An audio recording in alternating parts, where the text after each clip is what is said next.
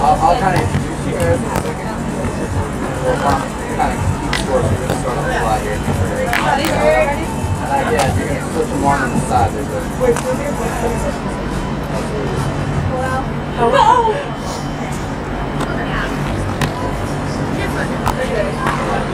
going to introduce you guys as we go. We'll try to get catching on this. Okay.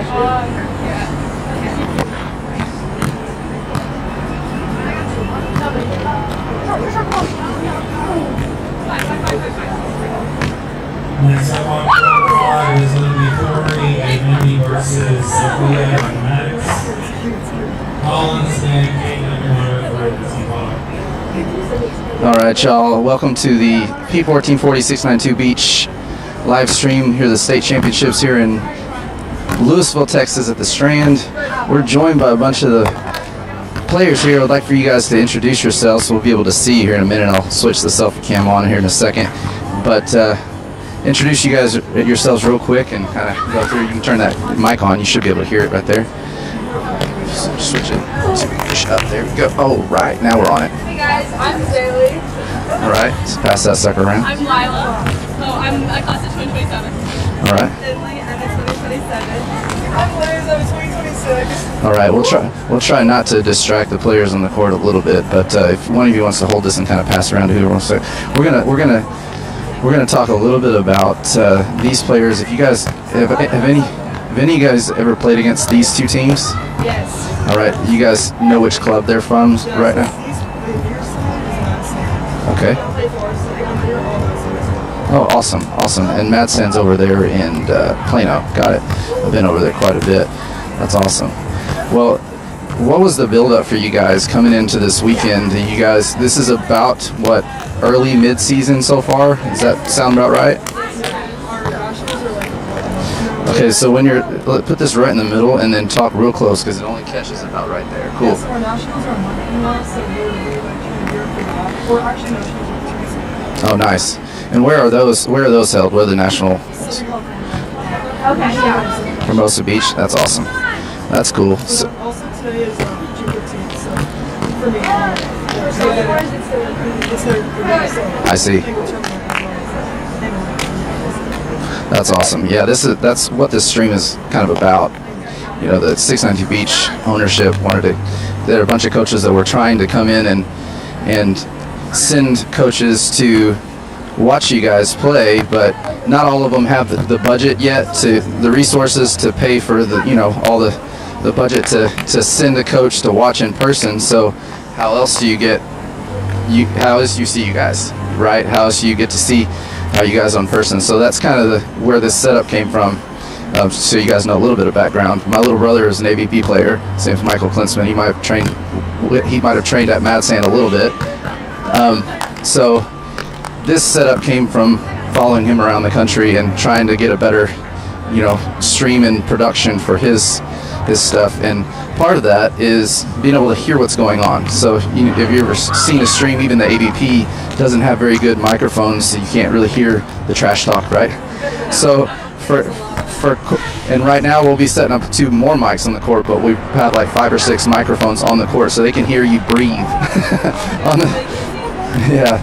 So that's kind of the hope for this, is that you guys have content that you can send to coaches, and it displays your personality, displays your skill sets, and go from there. So let's jump right into it. If you guys know the names of the players really well, let's talk about their strengths and weaknesses, and talk about their play a little bit.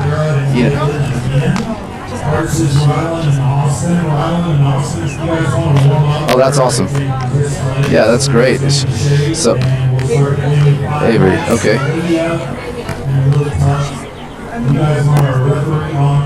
Gotcha. That's a really good one. Good option over the net there. And do we know where any of the other players are committed to so far? No.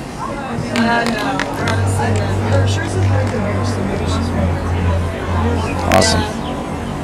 Well, if you guys are watching on YouTube, you can put that info in the comments for the coaches that are watching. There should be, throughout the day, between 125 and 150 coaches watching. So all of these things are pretty fun for all the players to be able to see. So tell us a little bit about your experience. Are all you guys from the Dallas, Plano, Louisville area originally? I'm from San Antonio. Oh, nice. Yeah, I'm actually this year. That's very cool. You know, Peter Canola and all those guys, the coaches down there. Yeah, that's right. They're really good buddies. They're really cool folks. I believe they moved to Kansas or something like that. That's really awesome.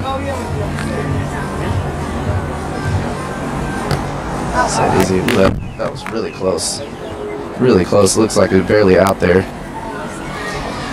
Do you guys see a change in service style throughout the tournaments? You guys see people getting fatigued and kind of play into that? How does your strategy change whenever there's, later in the tournament? Do you guys conserve energy when you're serving sometimes and stay away from the jump serve, or do you guys pretty much try to put pressure the whole day?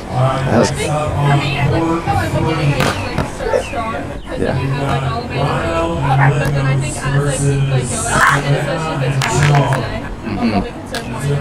Yeah, that's. And for money. I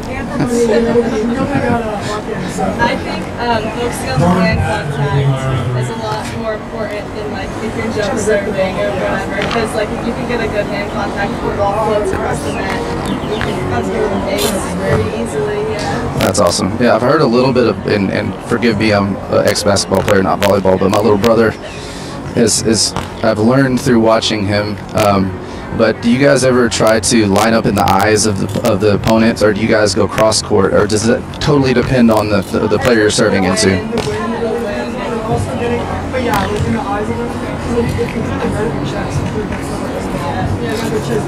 Yeah, that knuckleball right there. Their passing weaknesses, if they're bad at passing their left shoulder and something. Well, just testing out early in the game. Yeah.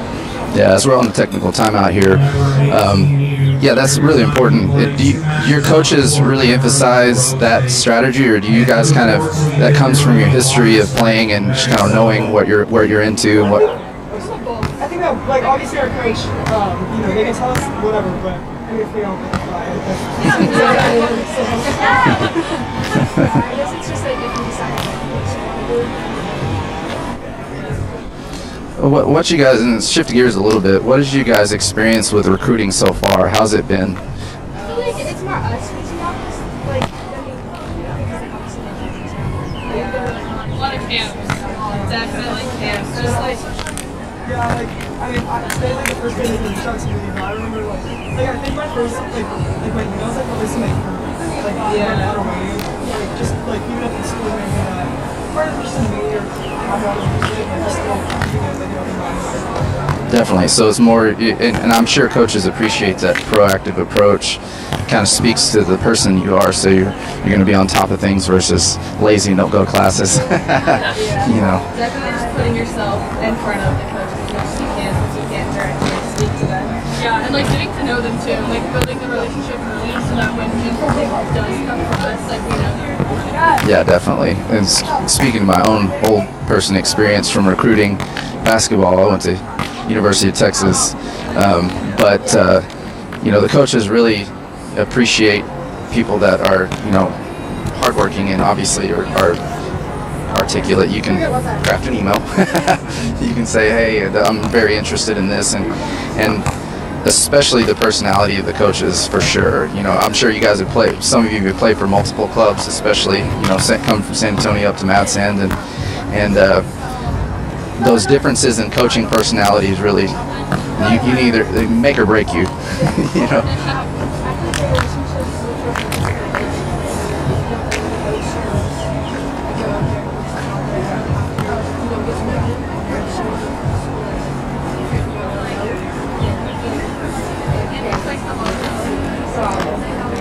No doubt. And it also gets to, that level of, you get to judge whether, you can trust each other, right? If the coach says, oh, you're going to play day one, and then you go in there and you don't get much playing time, that's a big deal, right? So you kind of have to build that rapport and you know, all right, you're going to talk to, 10, 15, 20, 30 coaches throughout your recruiting process. You know, you can feel which ones are the fit for you, right? We had a bunch of players that, you know, I coached that were recruited heavily to D1 schools, but some of them maybe were a better fit for a mid-major or some other school that they're going to be, you know, big fish in a smaller pond, right? Versus going into a place where you're never going to see the court. That's obviously not good. so keeping an eye on that stuff, that's really cool. So tell me a little bit more about what you guys are looking for whenever you're watching. Of course, you're watching opponents and you're going into your next match. What are things that you, as players, and discussing with your coaches, what do you guys really look forward to take advantage of? I think usually for Matt's end, like we look a lot on like their tendencies and like what they normally do as like individual players, just to like kind of see how we're gonna adapt to what they're doing and how we can like make our side better by using the information that they're giving us. That's a really good block there. I think looking at their weaknesses and trying to make them as uncomfortable as possible when you're playing them. Well, try to get them to do it so that you have That's really good. Do your coaches give you kind of a scouting report, or do you guys just kind of talk about it, you know, in a get together before the game, before each match? Yeah, we help each other out. We let each other know, like, oh, you're playing this team. I just played them. Here's what to do. Like. Yeah. So. Also, I mean, it's like it's not like it's like a small sport. Yeah. It's like mostly girls that play too. Yeah, like I played y'all like all the time. Yeah. That's one thing I have noticed in, you know, again, the comparison between the sports, the basketball versus volleyball, or especially sand volleyball, is the people are all really cool, really good people. You know what I mean? You don't see a lot of jerks. And I feel like our friend group on that end is like really close. Yeah. Like we hang out a lot like outside of Olympic. Oh, that's really good. Which is really Yeah. I feel like there's a couple of communities that are really cool like that. Sand volleyball more so even than indoor, because a lot of you guys play indoor first, right? Everyone quit. Okay, so you guys have you know, isolated and gone to just sand now, huh? Yeah. All of- That's a good rip.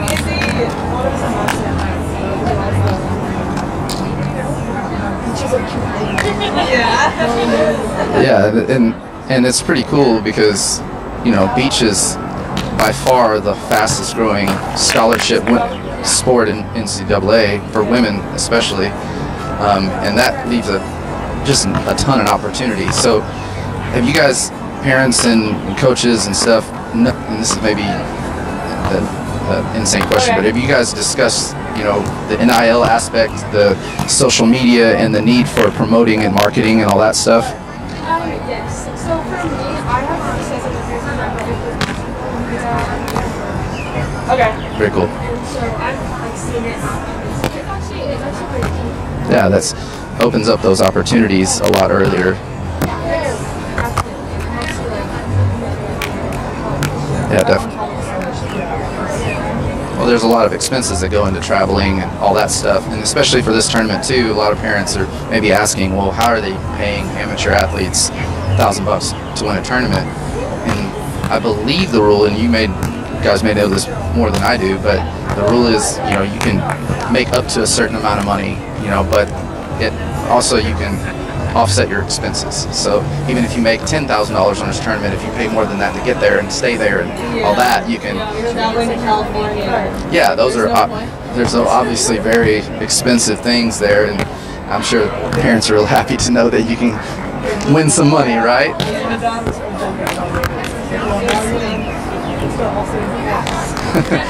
You're like, no, I'm keeping that. We won't talk about that with parents. We won't give them the check. But there's definitely that. It's interesting because you see a lot of these college athletes that are the more popular ones that are making more money in college than they would have made going pro, right? So especially for sand volleyball, that's a relatively new sport in college sport, and you know, in scholarship sports. I feel like that's a wide open thing. You guys have a lot of opportunity to kind of create your own content, create your own brand, right? So all right, well that's.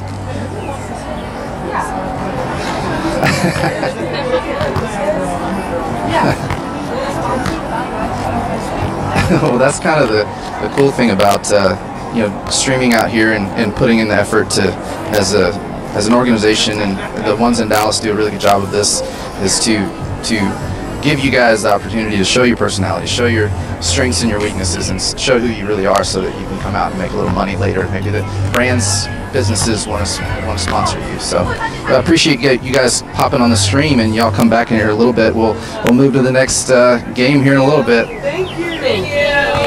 Thanks, guys.